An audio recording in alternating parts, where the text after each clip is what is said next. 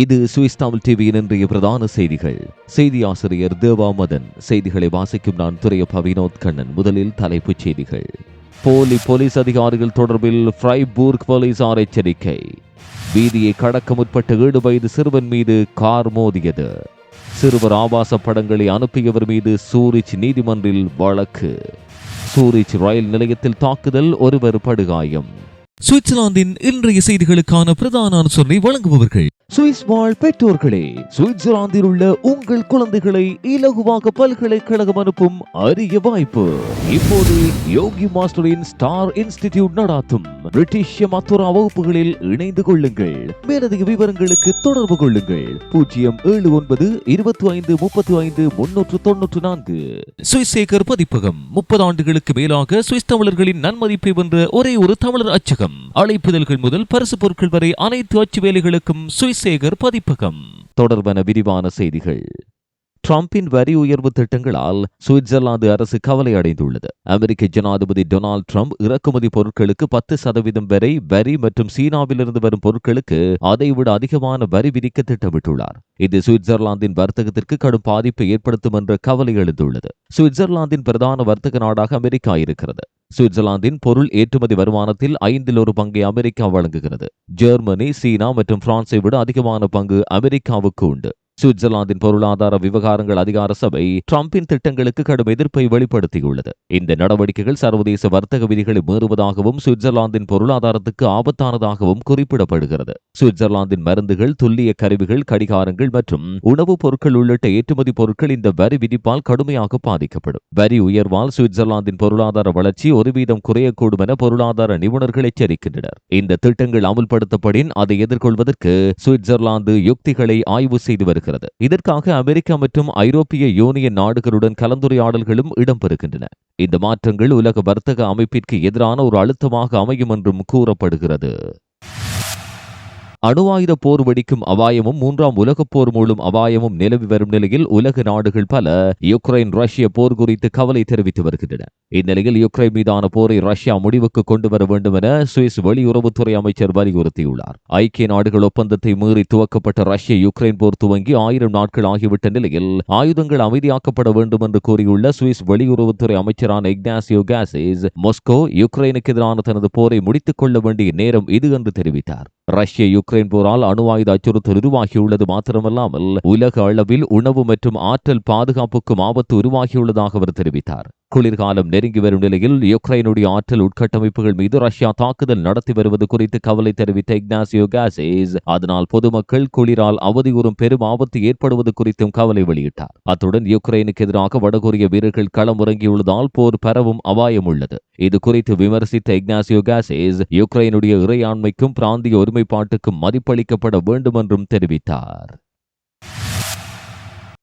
Zurich பிரதான ரயில் நிலையத்தில் செவ்வாயன்று ஒரு நபர் கூறிய பொருளால் தாக்கப்பட்டு காயமடைந்தார். குறித்த தாக்குதலில் ஈடுபட்ட 18 வயது இளைஞர் ஒருவர் கைதானார். செவ்வாய்க்கிழமை மதியம் 2 மணிக்கு பிறகு பிரதான ரயில் நிலையத்தில் ஒரு நபர் மற்றொரு நபரின் தலையில் கூர்மையான பொருளால் காயப்படுத்திவிட்டு தப்பியோடி விட்டதாக சூரிச் கண்டோனல் காவல்துறைக்கு தகவல் கிடைத்தது. முதலுதவி சிகிச்சைக்கு பின்னர் 25 வயதான இளைஞர் சூரிச்சிலிருந்து ஆம்புலன்ஸில் மருத்துவமனைக்கு அழைத்து செல்லப்பட்டார். உடனடி உள்ளூர் தேடுதலின் விளைவாக சந்தேகத்திற்குரிய குற்றவாளி சிறிது நேரம் கழித்து சூரிச்சில் கைதானார். அவரை போலீசார் அரசு வக்கீல் அலுவலகத்துக்கு அழைத்து வந்து விசாரணை நடத்தினர். சூரிச் தடயவியல் நிறுவனம் மற்றும் பொறுப்பான அரசு வழக்கறிஞர் அலுவலகத்தோடு இணைந்து சூரிச் கண்டோனல் போலீசார் இணைந்து இந்த சம்பவம் தொடர்பான மேலதிக விசாரணைகளை மேற்கொள்கின்றனர்.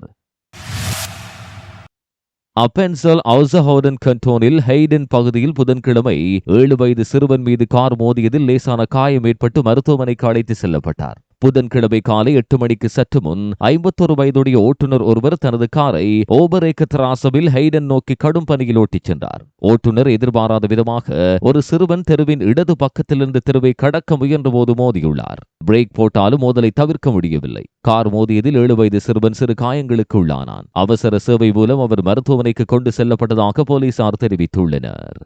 சிறிய விளம்பர இடைவெளியின் பின்னர் செய்திகள் தொடரும்.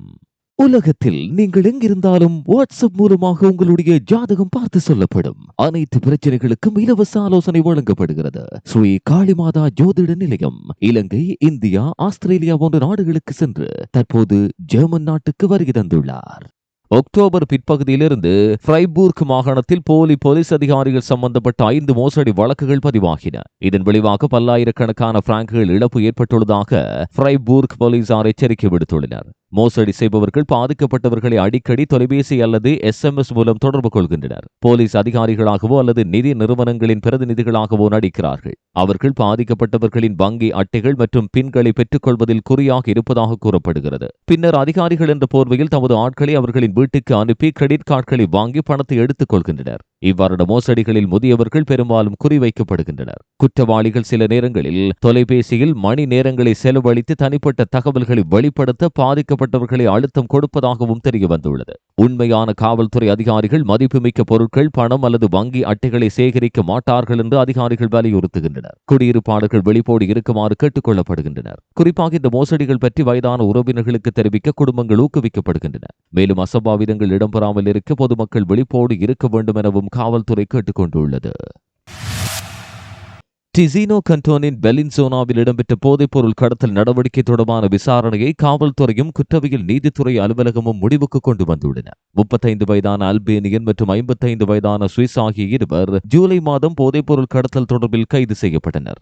வீட்டில் நடத்திய சோதனையின் போது 300 கிராம் ஹெரோயின் மற்றும் 450 கிராம் கொக்கைன் மற்றும் கெட்டமாயின் கலவைகளை போலீசார் கண்டுபிடித்தனர். 35 வயதான அவர் 3 வாரங்களில் சுமார் 160 கிராம் ஹெரோயின் மற்றும் 12 கிராம் கொக்கைனையும் விற்றுள்ளார்.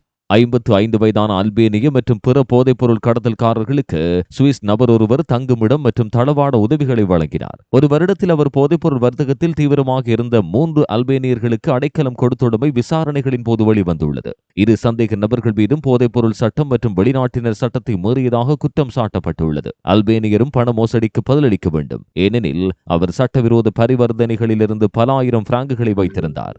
பெலின்சோனா மாநகர காவல்துறையினரோடு இணைந்து அரசு வழக்கறிஞர் தலைமையிலான விசாரணைகள் மேற்கொள்ளப்பட்டிருந்தமை குறிப்பிடத்தக்கது. செவ்வாய்க்கிழமை நவம்பர் 19, 2024 மாலை 4 மணிக்கு சற்று முன்னர் ரெய்ஹவேக்கில் உள்ள ஒரு குடும்ப வீட்டில் தீ விபத்து ஏற்பட்டது. தீயணைப்பு துறையினர் தீயை கட்டுக்குள் கொண்டு வந்தனர். 81 வயதான பெண் ஒருவர் நச்சுத்தன்மையுடைய புகையை சுவாசித்ததால் அவசர சேவைகளால் மருத்துவமனைக்கு அழைத்து செல்லப்பட்டார். இந்த தீ விபத்தினால் சுமார் 2 லட்சம் பிராங்குகளுக்கு மேல் பொருட்சேதம் ஏற்பட்டுள்ளது. ஒரு குடும்ப வீட்டிலிருந்து கடுமையான புகை வருவதாக சென்ட் காலன் கண்டோனல் அவசர அழைப்பு மையத்திற்கு தகவல் கொடுத்தவர் ஒருவர் தெரிவித்துள்ளார். 81 வயதான குடியிருப்பாளரை பல நபர்களின் உதவியோடு அவரது வீட்டிலிருந்து வெளியேற்றியுள்ளனர். விரைந்து வந்த தீயணைப்பு துறையினர் தீயை கட்டுக்குள் கொண்டு வந்தனர். ஒற்றை குடும்பம் உள்ள வீடு தற்போது வாழ தகுதியற்றதாக குறிப்பிடப்படுகிறது. சென்ட் காலன் கண்டோனல் போலீசின் பல ரோந்து படையினர் மற்றும் தீயணைப்பு படைகளும் மருத்துவ நிபுணர்களும் ஒன்றிணைந்து மீட்பு சேவை மற்றும் கடமையில் ஈடுபடுத்தப்பட்டிருந்தனர். சென்ட் காலன் மாகாணத்துக்கான அரசு வழக்கறிஞர் அலுவலகம் சார்பில் சென்ட் காலன் கண்டோனல் காவல்துறையின் தடயவியல் திறன் மையம் தீ விபத்துக்கான காரணத்தை விசாரிக்க தொடங்கியுள்ளது. இதுவரை நீங்கள் கேட்டது சுவிஸ் தமிழ் டிவியின் இன்றைய பிரதான செய்திகள். நேற்றைய நாள் பிரதான செய்திகளை பார்வையிட தவறியவர்கள் முதலாவது கமெண்டை பார்வையிடுங்கள். அத்துடன் இதுபோன்ற சுவிட்சர்லாந்தின் பிரதான மற்றும் பிராந்திய செய்திகளை உடனுக்குடன் அறிந்து கொள்ள சுவிஸ் தமிழ் டிவி யூடியூப் சேனலை பார்வையிடுங்கள். அத்தோடு சப்ஸ்கிரைப் செய்யாதவர்கள் இப்போதே சப்ஸ்கிரைப் செய்யுங்கள்.